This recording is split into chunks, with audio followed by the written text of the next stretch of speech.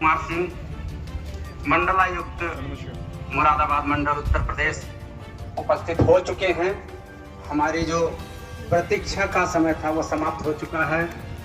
अब हमारे महफिल में रोशनी ही रोशनी, उजाला ही उजाला फैला हुआ है। मैं कहना चाहूँगा कि आप आए हैं तो यहाँ उजाला हो गया। आप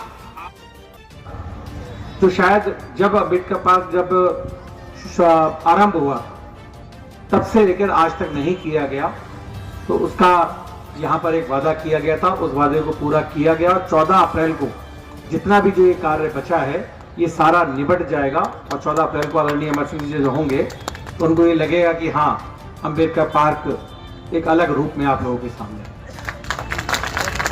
और हम रामपुर के ही मात्र अम्बेडकर पार्क की बात नहीं करें। अगर हम नगर विधानसभा क्षेत्र के दनियापुर बत्तपुर में जाएंगे, वहां पर हमने पिछले साल अम्बेडकर पार्क एक नया बनवाया था और इस साल मेरी कोशिश है कि 14 अप्रैल से पहले वहां पर मूर्ति की स्थापना भी वहां कर दी जाए। भंडपुरा गांव की अगर बात करें तो वहां पर जो अम्बेडकर पार्क है वहां पर हमने टीन शेड का और पूरा जो मैदान था उसको इंटरलॉक टाइलों से कवर किया जा रहा है। उसको भी हम 14 अप्रैल से पहले पूरा करा लेंगे।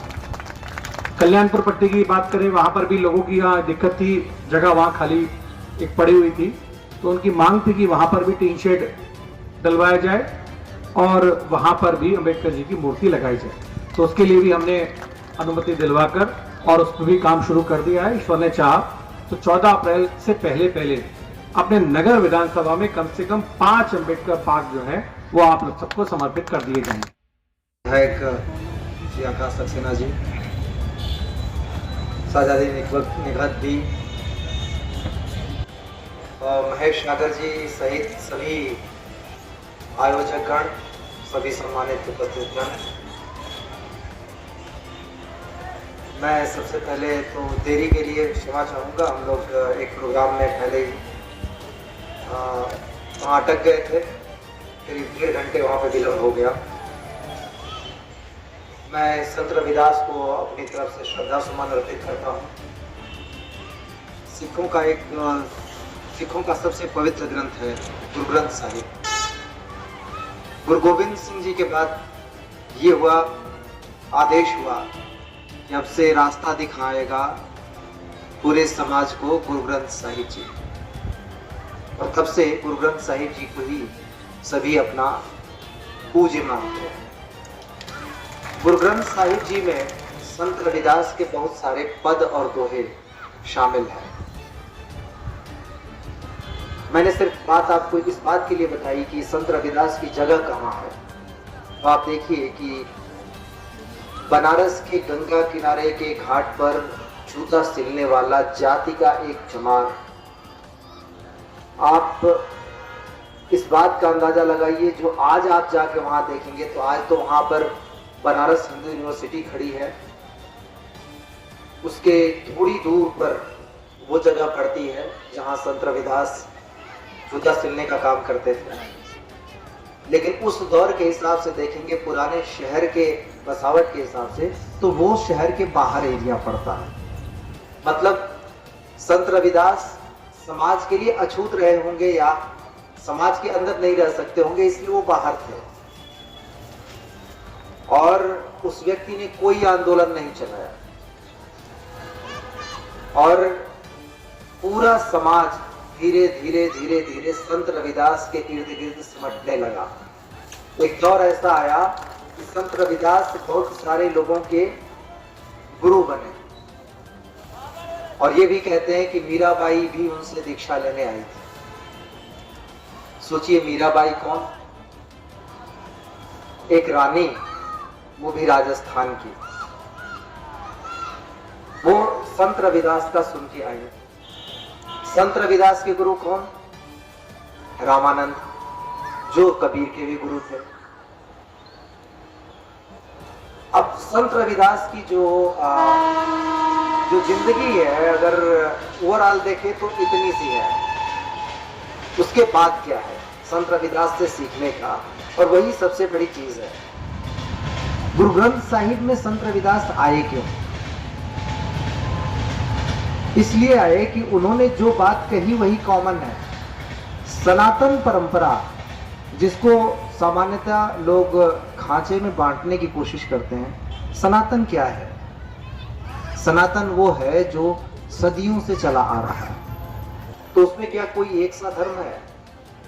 जो उसका हिस्सा हुआ, जो उसकी सरजमी पर पला पड़ा, वो सब सनातन का हिस्सा हो गया। आप अगर इतिहास उठाकर देखें तो वेद आए, वेद के बाद उपनिषद आए, पुराण आए, पुराणों से ठीक पहले जैन आए, जैन के बाद बुद्ध आए, फिर वापस पुराण आए, फिर एक लंबी धारा चली और संत कबीर दास से लेके संत रविदास, उसके पहले गुरु नानक, दादू, दरिया, इन सारों लोगों ने वो नहीं कहा जो उस समय समाज में चल रहा था। उन्होंने वो कहा जो जरूरी था और जो सही था। बड़ा कठिन होता है। आप सोच के देखिए कि एक व्यक्ति जिसको समाज के अंदर रहने की भी इजाजत न हो, वो शहर के बाहर रहता हो, फिर वो बात कहता है जो पूरे समाज से उलट है। जहां काशी विश्वनाथ मंदिर है, वहां पे सारा मार्केट वहीं पे है, उससे मुश्किल से 6 किलोमीटर दूरी पर संत रविदास कह रहे हैं कि मेरे लिए न ये गंगा जरूरी है, न ये मंदिर जरूरी है। और तालमेल ऐसा कि कहते हैं कि तुलसीदास का बाल्यकाल भी उनके साथ गुजरा। कितना सही कितना गलत, लेकिन तुलसीदास कहते हैं हमने उनसे भी सीखा। तुलसीदास कौन? जो भक्ति परंपरा के और राम के पूजक हैं। ये है सनातन परंपरा जो सबको शामिल करके चलती है और ये मानती है कि अलग हो सकता है, क्योंकि आदि शंकराचार्य ने कहा था कारण हो तो मानो, कारण नहीं तो नहीं मानूंगा। किसे?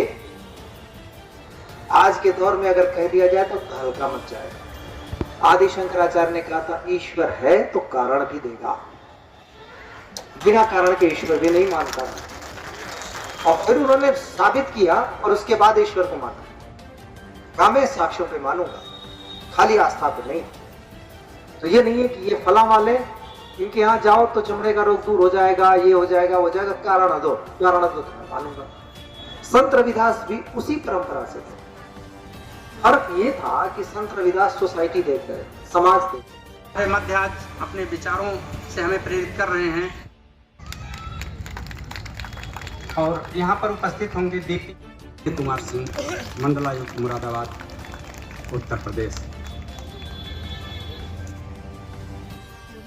यहाँ उपस्थित हैं अगर श्री साजिब खां जी,